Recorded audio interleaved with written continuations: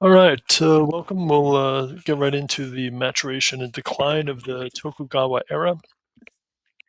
So, as an overview, we will be examining the economic kind of fiscal developments um, and the transitions in the mid to late Tokugawa era. Um, this era brought about stability and economic growth. What's happening is that merchants and financiers within the socioeconomic sector of Japan during this period are increasingly affluent. That they're amassing a healthy amount of wealth for themselves, and this economic development is going to bring about social development as well, and the need for political change. Within the social sector, this is best represented by what's known as the Genroku period. So, what we'll do is to examine the catalysts and the characteristics of the Genroku period, but then also government responses to it. And where we hope to be, or where we plan to be by the end of this lecture, is at the dawn of the 18th century, um, where Japan is going to, or I should say, the 19th century, where Japan is going to suffer from a political system uh, that is rigid in its orientation and its structure, but coinciding with that is this a period of time in which there's a great deal of social, economic, and cultural change. And so, when you have a rigid political system and change, rapid change occurring within kind of concurring sectors of daily life within Japan, or for that matter, any society, this is going to create a healthy amount of tension, um, which sets us up for why the Tokugawa system was going to begin to kind of age rapidly, you might say, and become even more brittle.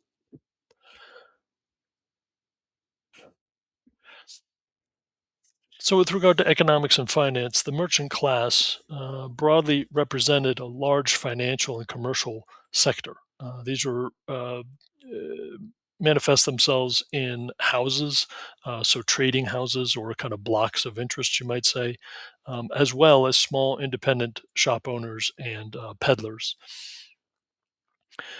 With regard to the powers that be as far as the economic engine of Japan during this period of time, it was going to center around what were known as Osaka financiers. This is in the major houses, the major kind of merchant groups that had located themselves in what is today present day Osaka, and they began to take advantage of um, the economic structure within the Tokugawa system itself, and they were able to do that to such an extent that they created expansive merchant houses that were able to tap into various sectors of the overall Japanese economy. Specific characteristics included the likes of the daimyo. These were kind of the feudal lords, the tier right below the shogunate itself, that needed cash to support lavish lifestyles and entertainment expenses. Um, as well as that, the daimyo were also responsible for almost, well, I should say, regular intervals of travel and the shipping of goods from multiple estates and households. Now, part of this is by design. So within the Tokugawa system, in order to have the shogunate retain control over the various daimyo, the kind of provincial governors, you might say, uh, it required that in order to keep tabs on them and to kind of keep them in line, 6 months out of every year, the daimyo from all of the provinces at various intervals would come to Edo, the capital of Japan at that time, basically the precursor to what is today Tokyo. And they would have to live in a compound in an estate within Edo, and basically be at the beck and call of the shogun himself, the Tokugawa ruler. So what this meant is that the daimyo themselves had to maintain not just one, but actually two or more estates. One provincial estate located in the actual province where they governed directly, but then also they had to retain one in the capital itself. And so this is going to spur the need for logistics as far as moving property from one area to another. It's going to mean the physical relocation of not only the daimyo but probably his family as well, um, and so that becomes expensive. Not only the maintenance of two properties, but the staffing of two properties. The again the acquiring the material needed, the chattel, furniture and the like, in order to equip and outfit both properties or estates as well. And because of that, money is going to be a necessity. Um, and because of the Osaka financiers, they were also able to not only pivot the entirety of Japan towards a money based system, which is an increasingly complex economic characteristic, away from a barter system, kind of a rice based economy, as was the case earlier in Japan. But they're also going to develop a system of credit. So that the daimyo could have the cash on hand that they needed in order not only to meet household needs, but then also to, kind of demonstrate their wealth, demonstrate uh, their affluence when it came to entertainment. So when they were in the capital, the um, the daimyo would want to kind of win favor with the shogun and either you know uh, kind of entertain the shogun at their own private residence or put on, kind of be present within the court kind of aspect and functions of the shogun itself, which of course required a great deal of, formal dress, other kinds of demonstrations of decor and wealth. Well, realizing this, the Osaka financiers are going to be able to extend, lines of credit to the daimyo should they need cash when and where they needed it. And so, as a result, Japan's economic system and financial system is becoming quite complex quite rapidly. So, economic sectors within the economy, specifically, again, things like travel, entertainment, shipping, the credit industry itself, are going to be rapidly evolving. In many cases, these financiers were able to extend long-term loans to the daimyo with rather high interest rates. So, in many cases, it's the financiers, it's the economic sector that is going to be able to um, exploit the demands and the kind of the lifestyle that the daimyo are having to increasingly take on, and the financiers themselves were going to become pretty wealthy as a result of it. By 1670, you have the formation of what can best be described as the Osaka banking system, which came to dominate not only the Osaka region itself, but also all of the major trading centers of Japan that were all networked together. And so, simply because these daimyo were coming from all over Japan, it meant that they were all having to subscribe to the same system and basically kind of tap into its services in order to remain relevant within the eyes of the shogun itself, putting on of airs and other things like that. And because of the importance of this new banking system and this increasingly sophisticated economic financial system, um, these financiers were given quasi samurai like status. So that meant that the financiers themselves, um, were provided with stipends that were equivalent to that of a minor daimyo, as far as kind of a equivalent socioeconomic rank. And they were also provided with monopolistic privileges, and that was by design to make sure that these banking interests ensured things like price stabilization, uh, the proper and adequate distribution of goods that could be transported, throughout the country itself, and also to abide by proper payment and accounting procedures. So, in many respects, it's the whole political structure that is becoming increasingly beholden to the economic sector. And which is interesting because traditionally within the kind of social structure of Japan itself, merchants and the merchant class, the financial class, anything that was attached to trade was seen as uh, was frowned upon. That was kind of marginalized within the overall social structure of Japan itself. And now that very class is becoming extremely wealthy very quickly. And so, what this means is that this kind of outcast class is now, increasingly influential.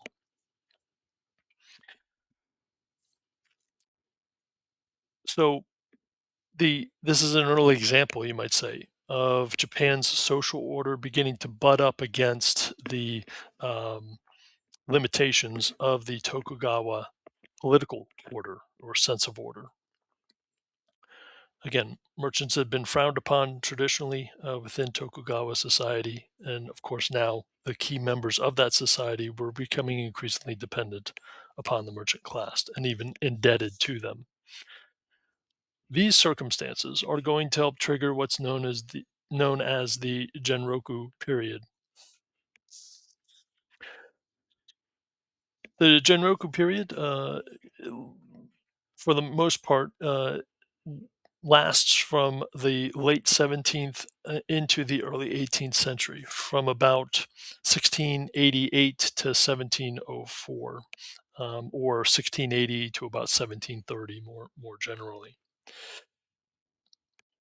It's during the Genroku period that we see a rapid rise in cultural growth and sophistication, almost mimicking the effects of the economic and financial kind of sector.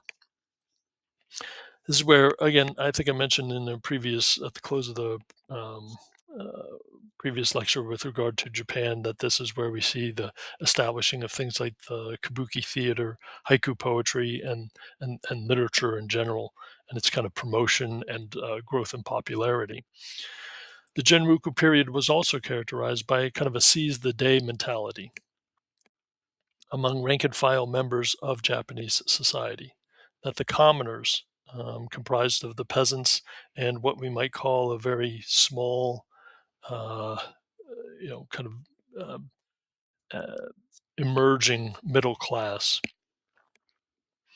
What's interesting about the Genroku period is that this cultural embrace of pleasure centered around key um, establishments, things like tea houses, theaters, as you might expect, bathhouses, not only in Edo, but also in places like Osaka and Kyoto as well. They become the epicenters, the kind of focal point for these kinds of pleasurable, live for today types of behavior. The influence that this has more generally is that it's not in keeping with traditional Tokugawa social structure. Again, the Tokugawa system itself was not only a rigid political system, but it was also a rigid social system. It was very hierarchical in its composition. It's feudal, you might say, in its structure. You had the shogun, the daimyo, the samurai, as these kind of formal tiers. uh, the Genroku period was really kind of concerned with and expressed sentiments of popular culture, or what we might consider to be an equivalent of today. Um, so, commoners and the non elite became culturally important within Japan for the first time in Japanese history. And this is going to begin to upset traditional cultural norms and practices.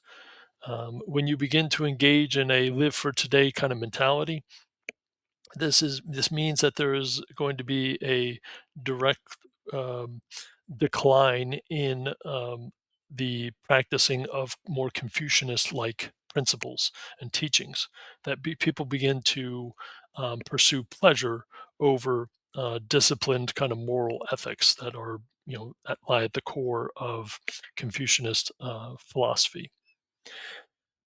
So Japanese society during this period of time, again, the late 17th, early 18th centuries, is in a state of flux, in a state of change, significant change. The Tokugawa, the Bakufu, as it's known, Bakufu, another term for the central bureaucracy, the central government itself, which was again largely steeped in a militarist like model, uh, was by design, autocratic. I mean that the shogun held absolute political authority, and when the Genroku period begins to really kind of take off, um, this is going to lead to a concerted backlash from the Tokugawa Bakufu itself, leading to or resulting in things like censorship, for example.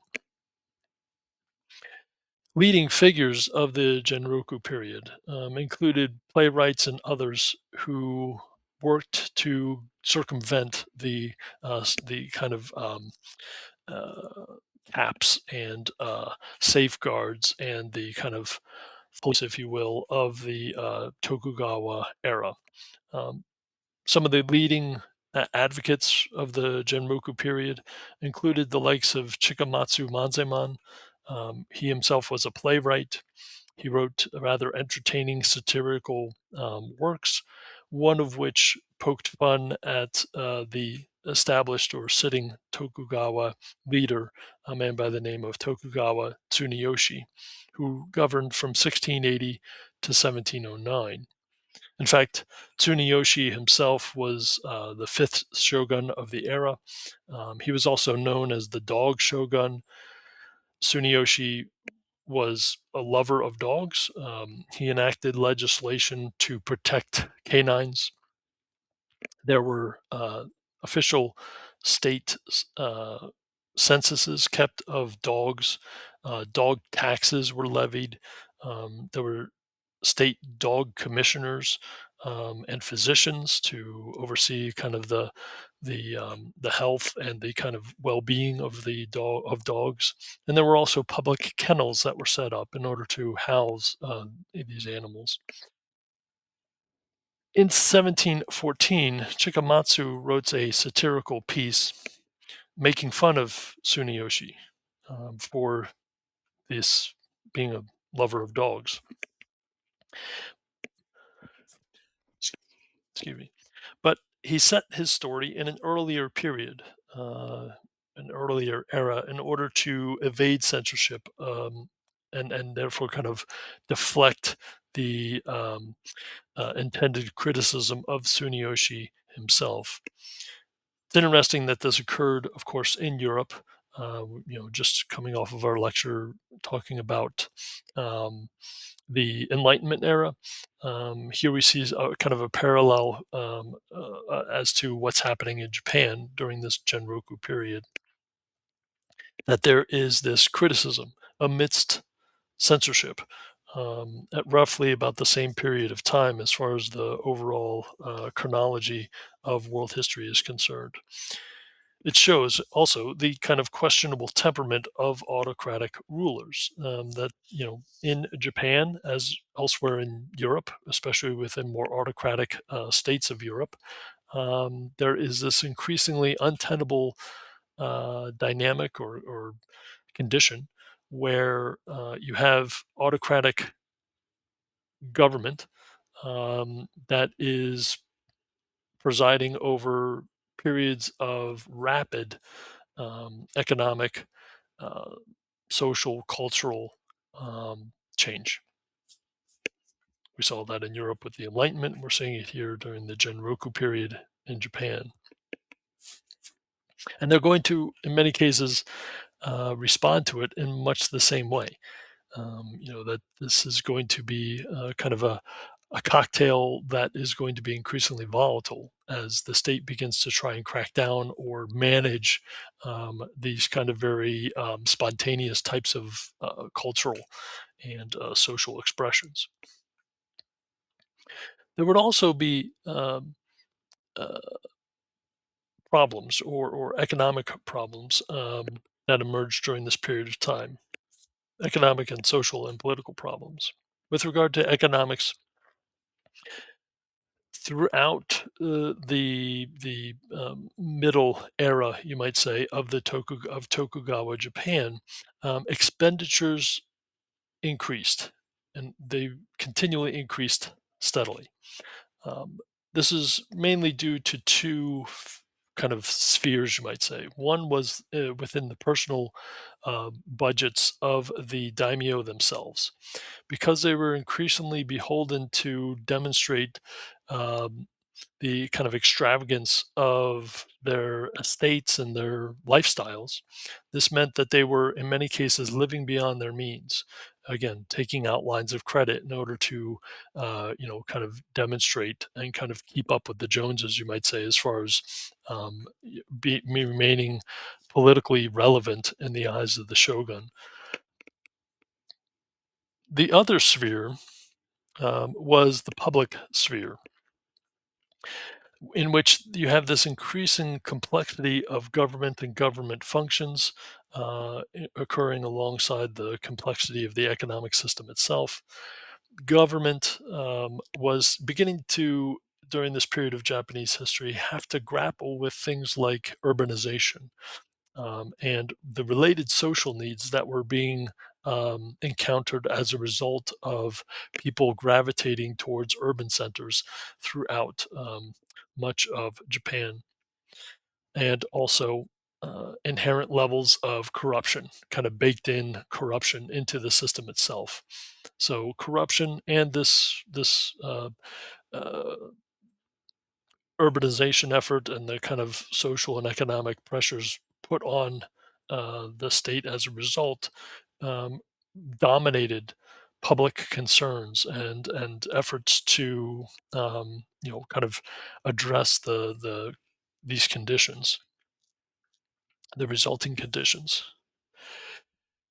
This is further compounded, and the effects of these kinds of expenditures were further compounded by the Tokugawa state presiding over an antiquated tax code. So the tax system itself, the system of tax collection, of creating revenue and collecting revenue so that the state could meet the needs that it needed to, was unable to meet the current demands. Um, Commerce was the fastest growing sector within the Japanese economy during this period of time, again, as a result of things like the banking sector and such. But the taxation and the tax codes in place to, generate or collect revenue from the commercial sector was not uniform, and it was inconsistent as far as its tax collection methods, and so therefore is inefficient. And so, in many cases, you have the bureaucracy itself unable to keep up with the rapidly developing aspects of Japan's economy and society. And this would create, as you might expect, some pretty severe problems and backlashes. Because it wasn't bringing in enough money, the Tokugawa state therefore could not pay warrior stipends. Now, by the year 1800, stipends were being cut by as much as 50% for some daimyo, as well as for members of the samurai class as well. And so those two classes, those two ranks within the bureaucracy, the daimyo and the um samurai, were taking on debt in order to maintain their, again, standard of living. In some respects, the Tokugawa system was becoming a victim of its own success, and that's fair to say because the political stability that the Tokugawa system had created with its institution in 1600, 1601, 1602. This meant that really for the first time in Japanese history, there was a, one unified governing authority and a hierarchy in place to ensure that, the provinces that made up Japan were falling into line and that they were obeying kind of a common, not only political entity, the shogun, but also abiding by the same laws and customs and so on and so forth. And so, when you have political stability, this is going to encourage economic activity, and so the entire model, the social military foundation of the entire Tokugawa system, is going to increasingly become obsolete because of the very security that it was tasked with establishing. And it's the economics that are going to, and the kind of social developments, with the Genroku system or period coming about as well. They're really going to serve as sources that undermined the Tokugawa system, and those economic conditions and social conditions could not exist without the Tokugawa security that was in place. Rather than see this as being interdependent, it is the economic sector and the social sector are going to see the Tokugawa political order as not an asset, but as a liability, and therefore they're going to, as the decades move along, and as we move into the 19th century, the 1800s, the Tokugawa political order is going to become increasingly atrophied. It's going to be kind of seen as increasingly part of the problem rather than the solution. And so daimyo and the samurai begin to question their own loyalty in supporting a system that was in which they were increasingly feeling marginalized. Morale plummeted throughout the Genroku period within these two classes, again, the daimyo and the samurai, because they weren't feeling the effects of any type of benefit. In fact, they were feeling the opposite. They were being hurt financially, um, you know, socially, as a result of it. So I'm going to let me see how much time I got left here, real quick. I'm gonna end part one here, and then in part two, that'll give me enough time to really kind of get into the final closing segments of this era of Japanese history. So I'll be right back.